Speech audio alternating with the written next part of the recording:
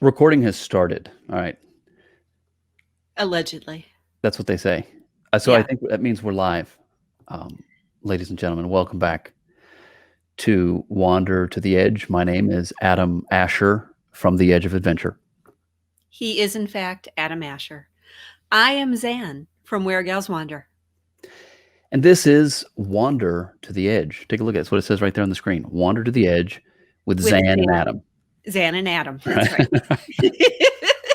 Zanne, great to see you. Happy weekend. Hope you had a great week. And as always, this is our opportunity to get together, enjoy an hour or so talking travel, introducing great friends to the rest of our great friends. And today, of course, is no exception. But we wanted to run a little bit of a PSA, right? Yes. Here. It's a very important announcement. It is. We want to be sure that everyone's aware. We're not sure whether you're watching this on Facebook or Twitter or what have you. But regardless, we want to be sure that you're aware that you can find us pretty much on any platform. You can find us at this time with a brand new show premiering every Saturday. At what time, Zanne? 11 o'clock East, or no. 11 o'clock, 11 o'clock Pacific, 2 o'clock Eastern, 7 o'clock in United Kingdom, and 8 o'clock in France. And this is this is exactly why we do this. Yeah. So that we don't forget. Oh, no. And of course, as mentioned previously, you can always find us on Facebook. You can find us on YouTube. You can find us on Twitter and Instagram. And very soon, we're going to have some more cool announcements as this thing continues to grow. So stay tuned for that as well. And stay tuned today because we've got a great guest coming up, don't we, Zanne? We do. We do. Today, we actually have a travel author. Her name is Linda Ballou, and she's the author of Lost Angel in Paradise, as well as being a freelance travel writer for several publications, and really looking forward to having her. She's got some great stories. She's going to tell us about travel. She's also going to tell us, for those of us who might like to become an author and do some writing and convey what we've learned through our travels as an author and through authoring books. She's going to have some tips for that as well. Today, coming up right here on a little program that we call Wander to the Edge.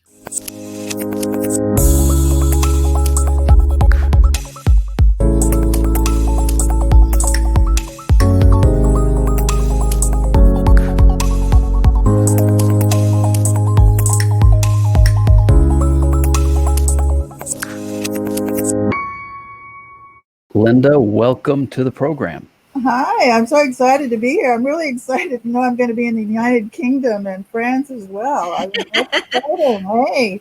We actually go all over the world. We have people joining us from Nicaragua and India and Australia. So wonderful. I just got back from Australia in January. Oh. I was lucky. I got there just before the shutdown. Well, it's great to have you on the show. I mean, we're going to learn a lot, not just about your travels, but again, I think your expertise is going to be kind of cool. We're going to learn about what it takes to write a book, some of the challenges, maybe some of the pitfalls, and some of the great, wonderful things as well. So it's a great opportunity. So thanks for joining us. And Zanne and I were talking earlier, and she's so good at the interview questions. She wanted us to lead with this particular question. Go ahead, take it away, Zanne. Linda, I guess we're both really curious to know, why do you want to be on Wander to the Edge? Well, I'm an outdoor adventure travel writer, and I am on the edge. I like being on the edge. I like being on the rivers, river rafting, kayaking, horseback riding, wilderness areas. I want to get out of the city. I live in Los Angeles, and I'm from Alaska. So I have a tremendous need to connect with nature, to be in nature. So, and your program is, out there, and that's where I like to be. Oh, it is out there. It's out there. We're trying to reel it back in. Yeah. No, don't do that. No. So, all right. So you've written several books. I have. Walk us through just the overview of each one, because I like for people to get a kind of a concept, or just put a frame of reference of, the person we're talking to. And you're very well known as an author. And tell us about your primary books and what people would know you for most. All right. Well, I am a novelist as well as a travel writer, but because we're on a travel program, I'm going to talk first about my travel collection, Lost Angel Walkabout, okay? Because that is a collection of travel essays, not articles, a collection of my most memorable and therefore meaningful trips, things that were transforming for me. And it starts in Alaska and takes you all the way to New Zealand and Costa Rica and a lot of the Wild West. So I need to be outdoors. And then Lost Angel in Paradise. I'm a lost angel. Like I said, I live in Los Angeles, like 17 million other angels. And I'm a lost angel. All right. So when I'm not hiking or horseback riding or kayaking or being, someplace, a little more exotic, I am exploring the coast of California, which I absolutely adore. I have a love affair with the coast of California. So this collection is 32 day trips up the coast, my favorite day trips that I share with those who are interested. My novels are actually destination pieces as well. Cowgirl Jumped in the Moon takes you up into, it starts in the Grand Prix jumping circuit, but it takes you up into the high Sierras in the John Muir Wilderness. So, it's a destination piece, even though it is a novel. And Wainani, A Voice from Old Hawaii, is a historical novel set in pre-contact Hawaii. And it is a destination piece also, because it takes you to a place you can't get to any other way. This doesn't exist anymore. So all of my writing, takes you places that you couldn't get to any other way. First, I just want to point out that I also live in Los Angeles. So, Adam, that means I'm also an angel. Mm-hmm. You are. Which of the two of you is lost? I want to be lost. I want to get lost. Okay, so what does that mean? You want to be lost? Why? What's the advantage of being lost? I want to be lost? on the edge. Like I say, I want to go places that are remote, that are beautiful, that are not heavily touristed. I mean, I travel with adventure companies.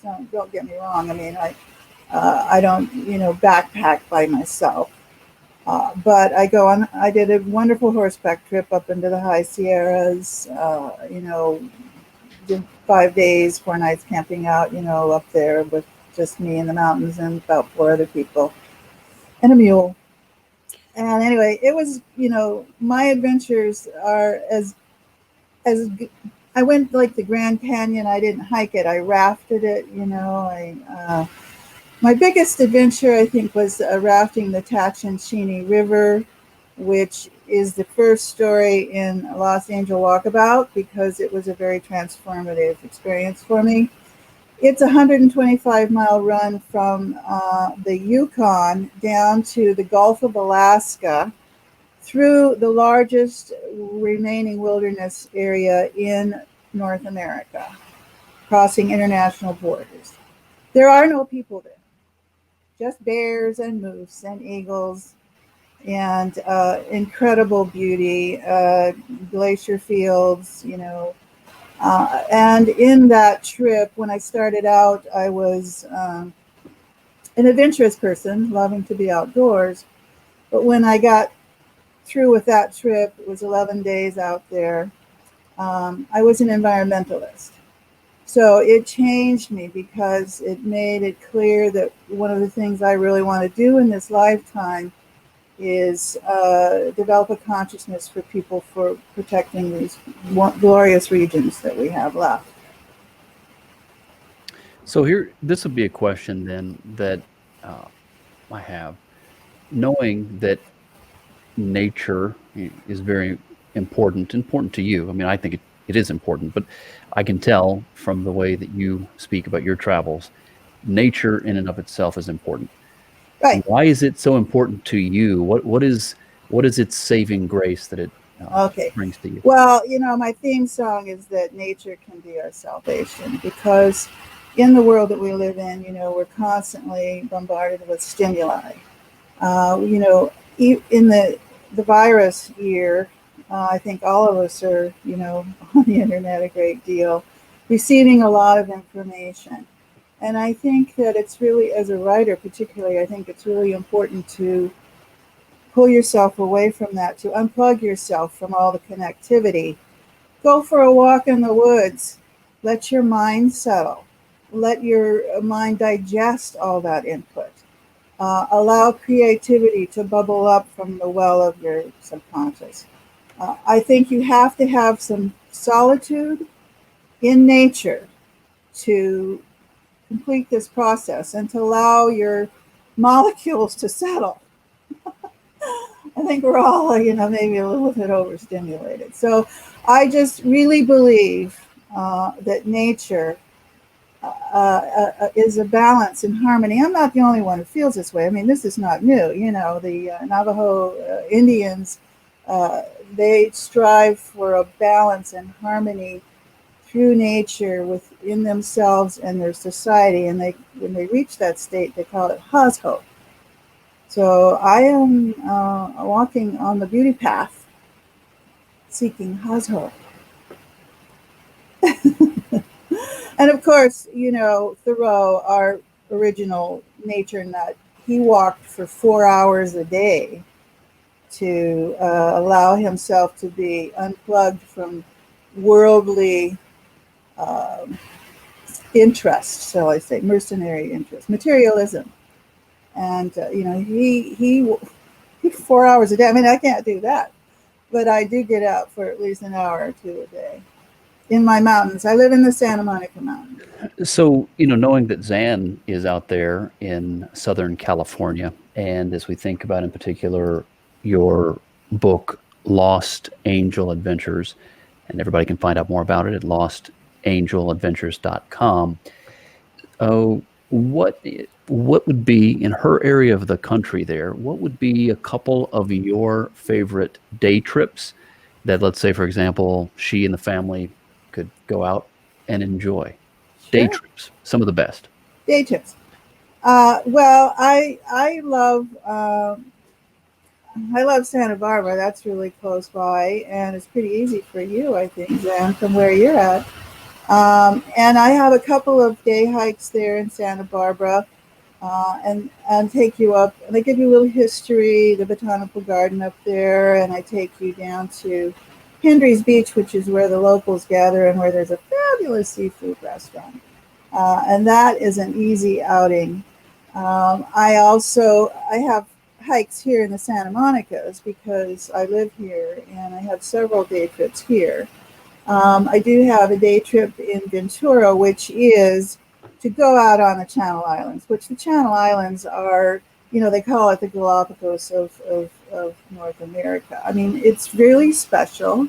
It's right here. You get on the island packer boat, you go out for the day, and you can hike and take a picnic, and you're on the water. I mean, when I was out there, I saw whales and dolphins, and I think that's really a really fun day trip. And you're in the harbor there in Ventura, so you go to my very, very, very favorite restaurant, which is Brothie's seafood. So I don't think a lot of people realize that the Channel Islands is a very overlooked national park. And it does take several hours on a boat to get out there, even to the closest one, Right. leaving from Ventura or Oxnard or and such. But it is just an amazing trip. And to your point, I think when I went, we saw about a pod of 50 or so dolphins and one whale very briefly, but just some amazing things out here in Southern California. I actually did a hike myself a couple weeks ago in the Angeles Forest, and you may Mm. be familiar with this concept of forest bathing, where Oh, basically you well, unplug and you just walk through the woods and just absorb the energy and right, stillness. right. That's very big in Japan. They even have certified guides that take you out forest bathing there, and you lay down on the forest floor and you you crumple the needles and you smell them, and you immerse yourself in the forest. And of course, you're getting oxygen. You're getting, good air. Hopefully, not too much where you were, I'm afraid, with the fires. But there are, my day trips start from Malibu and go up to Mendocino. So, I love the Central Coast. There's really some great walks up there. Montana de Oro, Bluff Walk is probably one of the prettiest in the world. I mean, we're lucky here in California. But, I don't go to the typical touristy places because that's not who I am. I seek out the beauty of the place and try to give them something a little bit special. Now, I've heard a rumor, Linda, that you're working on another book that focuses on the life of Isabella Bird. Yes. And she hiked or traveled through the Rockies back in late 1800s. Tell us more about her. Right. She was an incredible woman. She was a plucky English woman who not only rode solo in the Rocky Mountains for like 800 miles on her horse Birdie. She then went on to go to Japan and Tibet and Korea. My book is focused on her time in the Rocky Mountains. I've gone there, and I've written a piece called, Riding in the Hoofprints of Isabella Bird, where I, was doing research for her time there in the mountains. And I am so in awe of this woman because her life really didn't begin until she was 40 years old, because she was an invalid. For the first 40 years of her life, she was, bedridden. And at 40, she says, that's it, I'm done. I'm going on a world tour. I don't want to be an invalid all my life. And then the doctors had put her in a metal brace that was just confining, and she made her as stiff as a poker. And she just threw it all off and said, I'm out of here, and went on her world tour. And my book starts in Hawaii, where she wrote a book there too, 6 months in the Sandwich Islands. And then I take to the Rocky Mountains, where she has a love affair with the Rocky Mountain Jim. So I just love her character. I love being in the Rockies. And as soon as I get the book finished, I'm going to go back to the Rockies and ride some more and, explore some more. I mean, I just love being her. It's wonderful. I'm writing in the first person. I am Izzy. So you got to have some fun with this stuff. I mean, I was originally when, my wings were clipped with the pandemic, I was like a little caged animal chewing on my ankle, trying to get out of the trap. I was frustrated because I was just having so much fun with life. I was getting these great trips. Like I say, I just got back from Australia, and I was really ready for more, right? But be careful what you ask for, because I've been talking about writing this book for over a decade, and now I'm doing it because I had time. When did you write your first? No excuse. Your first book. Time. Linda, when did you write your first book? Wainani was published in 2009, but that story, I worked back and forth for like 20 years in the islands. I am a Hawaii aficionado. I heavily researched this book, and I have to say, it's my proudest achievement. It incorporates a lot of, mythology and poetry and the history of the Polynesian culture. But yeah, that was, I was finally brave enough in 2009 to declare myself an author. I know so many people that talk about wanting to write a book. Yep. And there's just this fear about sitting down and trying to get it all onto the page. What are some tips that you would have for those out there to help achieve this dream? Okay, so let's keep it to travel writers, because, a novel is a whole different animal, all consuming. I have a book, it's called Get Great Trips for Free. And during this pandemic, I took the time to write down travel tips, how to make travel writing work for you, because a lot of people seem to have an interest in doing it. And I talk about, I have a playlist with about a dozen tips for travel writer wannabes on YouTube. But I think for writing, you should know that there's a difference between an essay and an article, because your articles are going to be satisfying your hosts, and that's what I tell people, I mean, the way I approach travel writing is not to make a living at it, but to get great trips. So I present myself as like a mini publicist for the outfitters that I approach.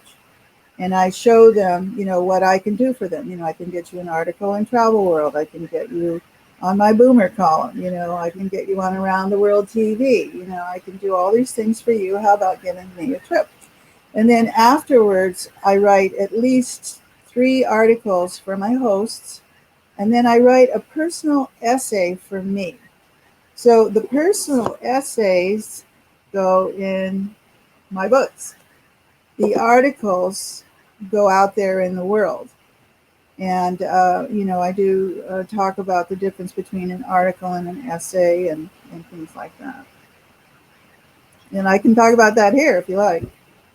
Well, we are talking today with Linda Ballou, and you can find out more information about her at her website. She's got a couple, lindaballauthor.com. You can also, in particular, learn about the book that she authored called Lost Angel Adventures. And you can also, of course, follow her, as we do, over on Twitter. You can connect with her on Facebook, and you can learn more about her adventures. But again, we thought about having her on the show today because for her, she's got so much to say about travel, but also she brings this expertise to the table of being an author. And, someone who, so many of us, we begin to feel like, well, we have some stories to share. We have some things we want to say. And where in the world do you start? So it's great to have her on the program today. Also, side note, I think you mentioned a few minutes ago, you've now got your YouTube channel. So how are they going to find you on YouTube? What are they going to look for? Search for your name, I guess, right? Yeah, Linda Ballou, and a welcome video will come up. And, I have so many playlists, for each of my books, there's a different playlist. But for the travel writer wannabes, and then for Wainani, for the Hawaii book, I have a playlist of the most common questions people ask about the story, about the Hawaiian history. And so I have, of course, for Cowgirl, I have other information. But I want to get back to the article essay thing. The dirty little secret about travel writing is that something bad has to happen for you to have a good story. So I'm talking about a personal essay now. Something has to have happened that impacted you. Maybe the shackles fell from your eyes. Maybe you saw a place in a different way. But you start out with an incident, and then you move into less interesting details. And then you wrap it up with, how it changed you, sort of. And so there's a dramatic spine there. And travel essays are, to me, the most fun. The articles are nuts and bolts. Was the food good? Were the guides good? What was the physical experience? But in all of your travel writing, you have to strive to get a sense of place. That's what the goal of every good travel writer is to take you to that place. And you do that by appealing to the senses, touch, smell, not just what you see, but you hear, sounds, all of it, attune yourself, try to immerse yourself where you're at and absorb it and write it while you're there. That's really critical. that you take your notes while you're there. And I don't care if you use a computer or a notepad or what you do, but do it while you're there, while the experience is fresh. Because as soon as you get home, people will be clamoring, for your attention, and you will lose it. Unless you took those notes while you were there. And I think traveling slowly right now is a very valuable thing, because we can't do international travel really, but you have lots of things close by that you can travel slowly and immerse yourself into a circumstance, and get your travel story that way. So you grew up in Alaska. What do you miss Uh, most about? I went to high school in Alaska. I was rudely uprooted when I was 13 and taken to Alaska. We lived in San Diego up until that time. And so I'm kind of a hybrid, because I was from California. But being in Alaska when I was a teenager allowed introduced me to the wilderness area, and not to be afraid of it, and to want to be part of it. And as a teenager, I have to confess it was a little lonely for me, because I left my old friends behind. So I used to take long walks in moody, Southeast Alaska is a temperate rainforest. And it's very mossy, and there's things hanging out of the trees, and a lot of water. It's very moist, and there's huge wildlife there. So there really were bears in the woods. And so being in that place helped me have a balance and harmony in a situation that was hard for me. But then I grew to love it. And of course, over the years, my family's been there for 50 years. And over the years, I've been back and forth to Alaska many times. But as a teen, I think it was formative and very valuable. Knowing how much nature has played in your life, and you mentioned being an expert in Hawaii and the history there, and all of these trips that you've made, and being able to share that with your audience. I think now that's more important than ever with COVID, and trying to find that sense of peace and immersing yourself back in that experience. As many people turn off the internet and they seek for something else, including books, kind of share with us what, that's kind of a lost art, is picking up a book and reading it. Share with us why, for those who haven't had that experience yet, and amazingly I run into more and more people who simply haven't, You why don't read. reading is so important. Well, gosh, for me, I know a lot of people prefer audiobooks these days. That's why I just published this in audiobook format, because I know a lot of people are tired. Their eyes are tired and their mind is tired, and they like the idea of just sitting back and listening. So I don't think reading is as popular as it might have been in days gone by. But for me, I prefer a book, because I can immerse myself in that book. And if I see a beautiful passage, I can go back and I can read it again. I actually try to absorb what I read. I read authors. I love travel narratives. Tim Cahill is my travel writing hero. He's got 9 books, and they're all fun and funny and great. And Don George is another great one, and Pico Iyer and Paul Thoreau I'm reading right now. I read travel narratives because that's what I love. I don't, but I do try to absorb what those writers are doing. And I think that's a really good way to learn how to write, is reading. If you want to be a writer, read some of your, favorite authors.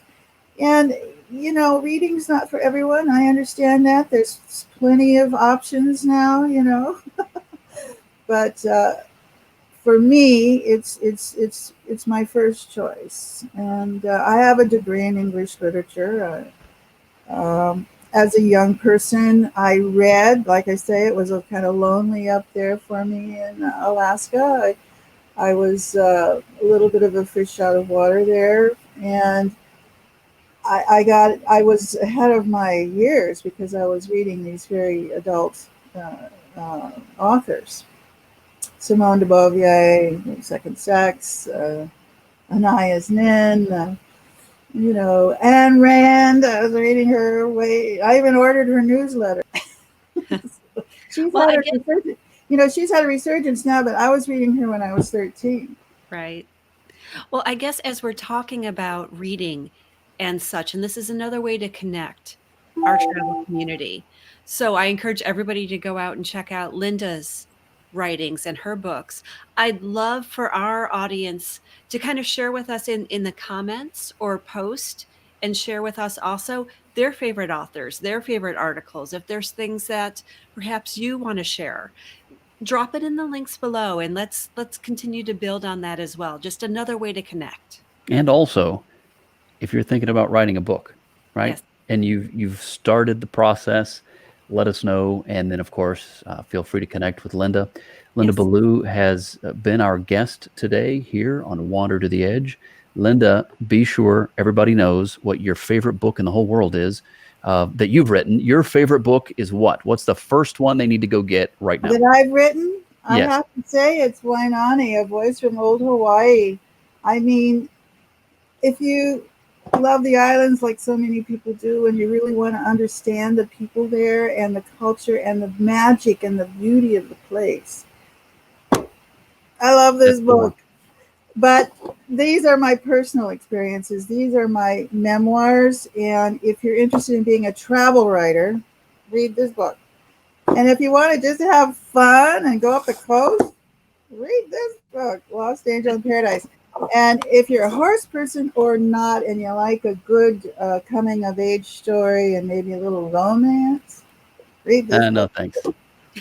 No romance for Adam, okay. We're not allowed to talk about I'm Adam's good. It romantic just life on here. I've been told that before. Things get complicated. So, but awesome. Great to have Linda Ballou on the show today, of course, as you've gotten to know her. She's a travel writer and author, not exclusively. She's also written novels and things like that, but she has a heart for travel. Get to know her, and you can do so at one of two websites, lindaballouauthor.com. That's lindaballouauthor.com. Or at lostangeladventures.com. I think that would be a great website, but also book for you to check out and become familiar with some absolute great locations to go to. I got tons of articles on there too, Adam, just so you know. The articles, good, Yeah. not, which is different. We've learned today the article writing is different. That's right. It's different. And also, of course, on social media, since so many people follow us on social, right? Look her up on Twitter at Linda Ballou. You'll find her on Facebook. Here's the address there, linda.ballou.9, lindaballou.9, as it is seen there on the screen. And again, thank you so much, Linda. All the best with your projects. You've said what so many people have said about COVID-19 and this year that is 2020. It has been frustrating. It's been painful. It's been scary. Of course, we've had, so many people have lost their lives or been sick, and some very, very serious things have happened.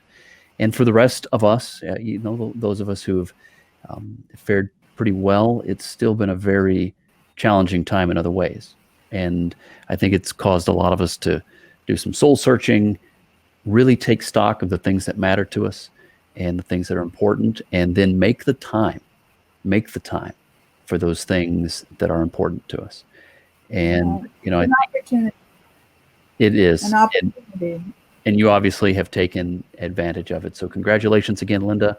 Thank you for joining us today here on Wander to the Edge. We appreciate you. Thanks, and we'll be in touch.